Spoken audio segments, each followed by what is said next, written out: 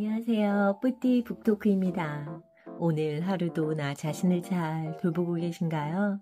나의 몸과 마음의 상태는 어떤지, 나의 감정, 그리고 그 안에 숨겨진 욕구는 어떤지 잘 살펴보세요.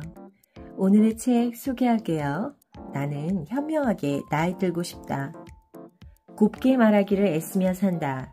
사람들을 힘겹게 만드는 갈등은 대부분 관계에서 온다. 과거에 입은 상처로 어려움을 겪는 사람이 덜어 있긴 하지만 대개는 현재의 관계에서 오는 갈등 때문에 힘들어한다. 그렇다면 사람들은 무엇 때문에 그렇게 갈등을 빚는 걸까? 거기에는 욕망이나 이기심 또는 열등감 등 수많은 이유가 있겠지만 가장 직접적인 것은 말본세 때문이다. 가는 말이 고와야 오는 말도 곱기 마련인데 방심하는 사이 말에 독을 묻혀 내뱉는다. 자신을 향해 독이 날아오는 것을 감지한 이상 가만히 있을 사람은 없다.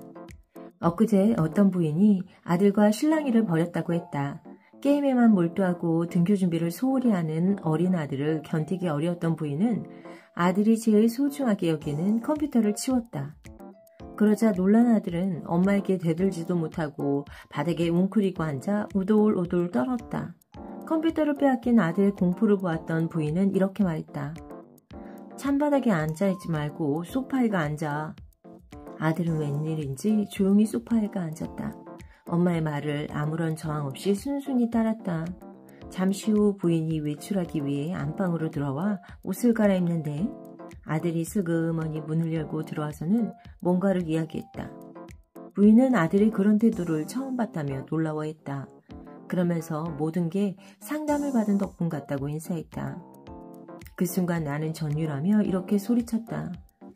바로 그것이 우리가 일상에서 맞이하는 조그마한 기적입니다. 나는 부인에게 자잘한 기적들이 모여 마침내는 유순해지고 다듬어져 선순환을 일으킨다고 말했다. 거칠게 말하지 않는 것, 그것이 바로 관계의 갈등을 없애는 핵심이라고 강조했다. 조금이라도 힐난하거나 거칠게 말하면 그것은 저항이나 반감을 일으키게 마련이라고. 그렇게 되면 본질은 사라지고 감정 대립만 난무하게 된다고 설명했다. 부인은 아들의 반응을 통해 곱게 말하는 것이 얼마나 중요한지 확연히 알았다고 말했다. 전에는 다급한 마음에 상대를 어르는 말은 생략하고 요즘은 딱딱 지시하듯 말했는데 그런 행동이 감정을 상하게 한다는 것을 알게 되었다고 했다. 우리가 일상에서 급하다며 앞뒤를 자르고 요점만 툭툭 내뱉어서 잘 되는 일이 과연 얼마나 될까? 상대는 살아 숨쉬는 사람으로 어떻게 대하느냐에 따라 민감하게 영향을 받고 응대하는 존재다. 그러므로 곱게 말을 전해야 반감을 일으키지 않지. 조금만 거칠게 말하면 부작용이 만만치 않게 일어난다. 수많은 사람이 이 명확한 사실을 간과하고 오류를 범한다. 다름 아닌 가족이니까 하는 마음으로 거칠게 말하곤 한다. 하지만 거친 말은 같은 방식으로 쏘아대게 할 뿐이다. 그렇다면 어떻게 해야 상대의 행동 거지에 휘둘리지 않고 차분하게 말할 수 있을까? 먼저 사람은 억양이나 어투로 상대가 자신을 얼마나 존중하고 배려하는지를 기가 막힐 정도로 잘 감지한다는 사실을 인식하는 게 필요하다.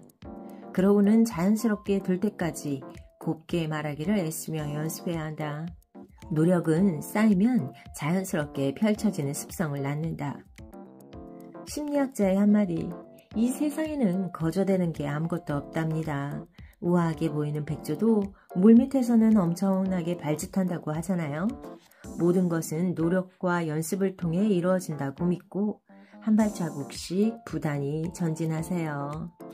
여러분은 어떤 생각이 드세요? 나의 평소 대화의 톤은 어떤지 돌아보세요. 따뜻하게 말하고 있는지 아니면 차갑고 냉정하게 말하고 있는지. 특히 내가 자녀에게 감정이 상할 때 화를 내거나 차갑게 구는 건 아닌지 꼭 돌아보시기 바랍니다. 제가 차갑게 대하거나 화를 낼 때 저희 아이가 저에게 그런 말을 해요. 존중받지 못하는 느낌을 받는다고요.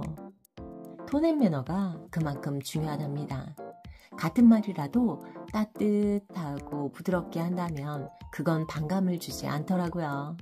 아이가 내 말에 반감을 가질 때는 100% 나의 톤에 문제가 있다는 걸 알고 있었습니다. 그런데 이 책을 보면서 다시 한번 확인하게 되네요. 내가 상대방에게 존중받고 배려받고 싶듯이 상대방도 나에게 바라는 것이 똑같답니다. 나도 상대방도 따뜻하고 친절한 말에 존중과 배려를 느낀답니다. 그거 꼭 명심하도록 해요. 연습하면 할 수 있어요. 우리 함께 매일매일 연습해요. 오늘은 어떤 따뜻한 말을 전해줄지 고민해보고 꼭 실행에 옮기시도록 해봅시다. 그럼 오늘 하루도 충만하게 보내시고요. 다음 시간에 또 만나요.